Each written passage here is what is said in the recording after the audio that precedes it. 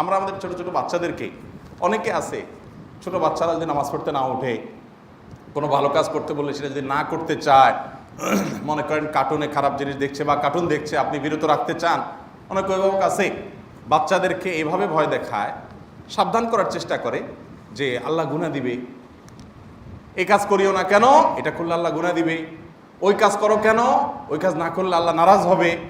কথা তো ঠিক আছে, কিন্তু এভাবে বলতে বলতে বলতে বলতে ওই পিচ্চির কাছে আল্লাহ নামটাই এক সময় খুব অপছন্দের হয়ে যায়। কারণ সে দেখে যে কিরে বাবা যাই করতে চায় আল্লাহর দোহাই দিয়ে আমারে বাগড়া বাঁধায়।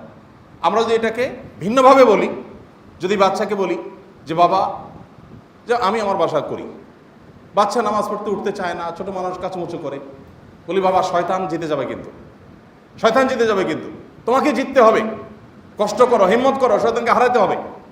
তখন তার সন্তানের সাথে লড়াই হয়, শত্রু সে তাকে বানায়।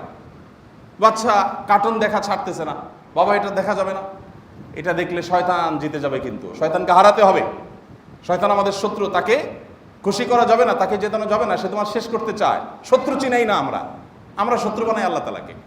আমাদের সন্তানদের কাছে আমাদের শত্রু, আমাদের সন্তানদের কাছে আল্লাহ রাব্বুল আলামিনকে এমনভাবে উপস্থাপন করি যে ওরা নেগেটিভ দেখ শুনতে শুনতে বাচ্চাদের অভ্যাস হলো ওই যে ছোটবেলা থেকে যেটাই করতে বাধা দেবেন ওদের মেজাজ গরম হবে, ঠিক না?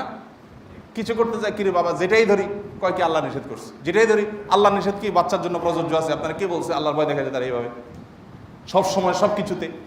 আল্লাহর নিষেধ তো আপনার জন্য প্রযোজ্য, সে তো এখনো বালেগ হয় নাই, তাহলে আপনি আল্লাহর ভয় দেখায়া পুরো আল্লাহকে তার কাছে আপনি ভিলেন বানাচ্ছেন কেন?